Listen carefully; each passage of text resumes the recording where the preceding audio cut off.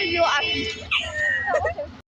إيه، واحده زميلتي عماله تقول لي هتعملي ايه ورا السنه، هتعملي ايه؟ ما بنعملش اي حاجه، قاعدين بنعمل مراجعات ومذكرات،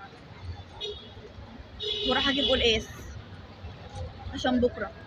فهتعملي ايه في السنه؟ هعمل قلقاس. هتعملي ايه في السنه؟ والله هعمل قلقاس.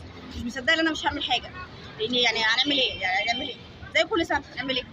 بمناسبه كده احنا تقريبا نازلين بنطبع ورق عشان البلينتر، عشان البلينتر عندي بايظ، فنازله اطبعه. طبعا المتميز بقى بكل انواعه وجميع المذكرات بتاعته.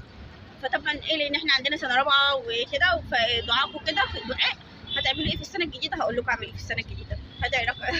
هدعي لله ان ربنا يحفظنا جميعا يا رب. سنه زي كل سنه، احنا نصلي ركعتين ونستشهد كده ان احنا عدينا السنه دي على خير، بستر وفضل من عند الله، اللهم امين. يعني نصلحها بركعتين لله، يعني ان ربنا ان السنه القادمه عموما يعني، او اي ان اليوم يعدي على خير، الواحد يرزقنا الستر والصحه، ويهدي ولادنا ويصلح لهم حالهم.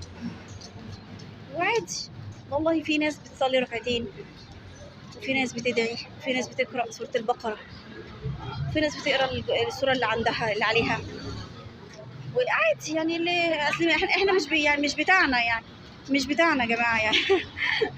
يعني في رمضان ماشي اجيب فانوس او فرح العيال، يعني هنعمل ايه؟